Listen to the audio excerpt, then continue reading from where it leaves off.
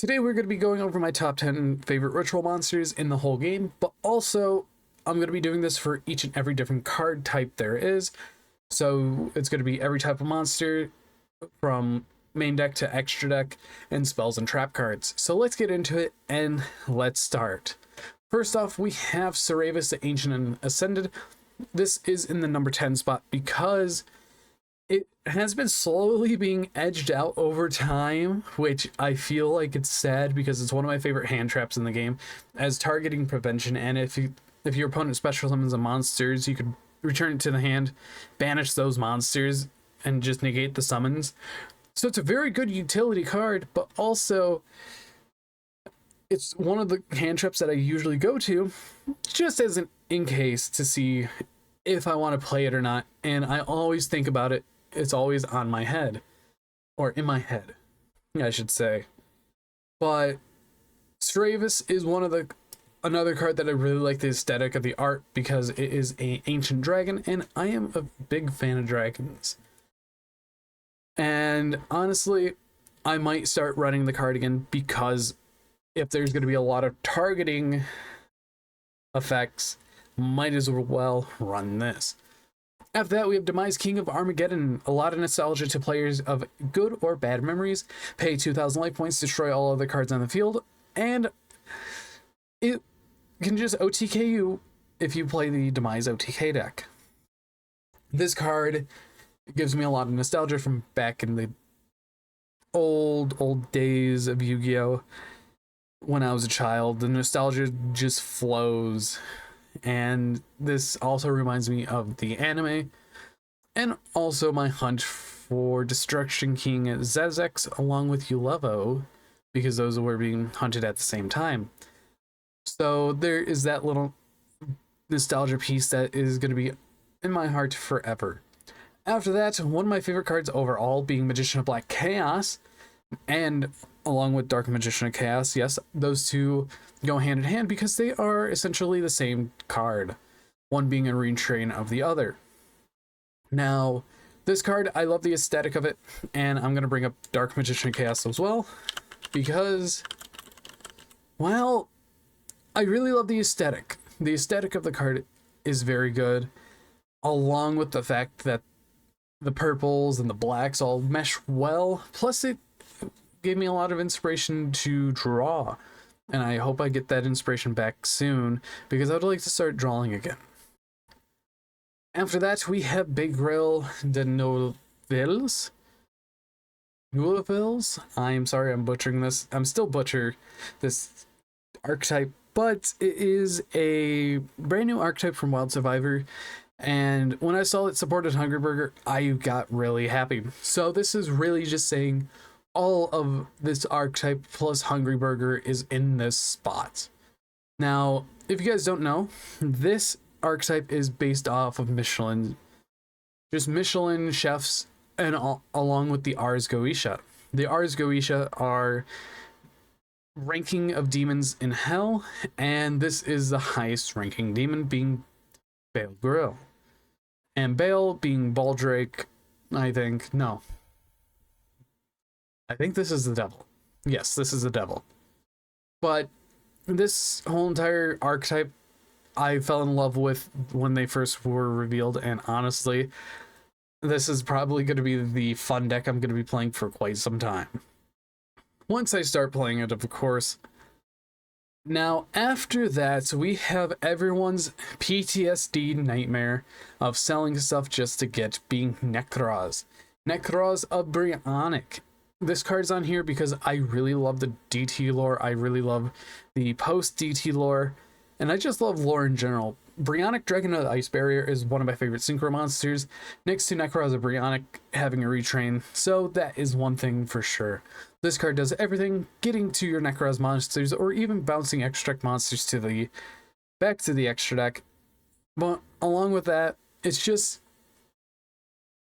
giving me more inspiration because having stuff like Nekroz being around definitely helped younger me get through the game at a weird point where Cleave Forts were a deck that were kind of hard to get around, but along with that, Necrozma Brionac, it's more of a fun story where, oh, I had one, cool. It went to two, I picked up another one. It went to one, I picked up the third. So I have that little piece stitched into my heart where when it goes down to one, I get the last one. Goes to two, I get the second. So overall, this card is definitely stitched into my heart. After that, we're going back to old school because I have an old school asphyxiation to those ritual monsters. Zera the Mant. Zera the Mant is one of the original ritual monsters from Premium Pack, I believe it is. And this card alone is honestly one of the coolest looking ritual monsters from back then. Being Warrior of Zera corrupted into Zera the Mant. And fun fact about this card, in the OCG, it's just, the name is just called Zera. The Mant is because the cape. Only because the cape. But Zera the Mant is one of my favorite cards, and I could just have this card just on a pedestal, you could say, or in a binder full of them, because it just looks amazing. And I hope that this deck is the next deck that gets support next to Skull Guardian, because a lot of these old ritual decks deserve the Hungry Burger treatment. After that, this is going to be an oddball one that not many people would remember, being Reshef the Dark Being. Even though I had a game based off of it, I used to run a deck when I was very young with this card. It can only be ritual summoned with final ritual of the ancient. Once per turn, by discarding a spell card from your hand, take control of one monster on your opponent's side of the field until the end of the turn. So this is kind of like a precursor to Goyo Guardian, kind of, but also it's a brain control, mind control by discarding a card. So it can come up and can be handy. Reshef the Dark Being is one of the cards that I used to play in a dark deck that I had that was just Dark Pile from around Phantom Can? No, not Phantom. That's recent. That's a card around Phantom Darkness, because there was a lot of these. Oh, look at all these cool dark monsters. I want to make a pile, and hey, let me add this just because. But this card overall is aesthetically pleasing, and being an ancient rune guardian, I love a lot of history, and having to see a rune guardian like this, I definitely really like. After that, we have Sephara, Queen of Dragons. Back on the dragons, but Sephara, the Queen of Dragons, is one of these cards that I really like because I have more of an attachment to it. Now, back when Cyber Angels first got their official release in the TCG, I ran Cyber Angels Sephara with, of course, you have Heralds in there, Herald of Perfection, running this and the Cyber Angels. And this deck was just super nice. Not only that this card, you could just summon it off of him a light. During the end phase, if this card was ritual summoned this turn, if a light monster was sent from the hand or deck to the graveyard this turn while this card was face up on the field, you can activate one of these effects. You either draw two, discard one card, one random card from your opponent's hand, or add one light monster from your graveyard to your hand. So you can recycle things like your Herald of Orange Lights. You could just hand rip your opponent, or you could just draw two, discard one, so you have more cards in your hand. This card was the epitome of anger at my locals when people played against me, because Cyber Angel Herald was 100% amazing, and you could trigger it on both end phases because of Herald of Perfection going hand in hand with this card. But honestly, this being in the third spot means a lot. And I also do have a playset of ultis that look absolutely beautiful, because when this was released, I definitely wanted the ultis of it. Now, for number 2, we have Necroz of Gungnir. Gungnir is another one of my favorite synchro monsters, and it actually outranks Brionac for lots of reasons. I've always liked Gungnir as a card, and seeing Necroz of Gungnir, it is a very beautiful card. 100% an ultimate rare. Now, this is kind of like Sir Ravis because you can quick effect discard this card, target a Necroz monster you control. It cannot be destroyed by battle or card effect this turn. Or you could discard, or if it's on the field, quick effect discard this one Necroz, target a card on the field, destroy it. So it is destruction and battle prevention, which I really do like. This card alone is just super beautiful.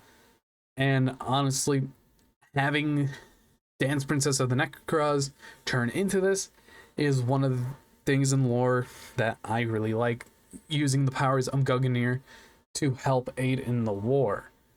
And also, I really just like this card in general, as I do have the Judge playmat from 2015, and that is a nice playmat as well.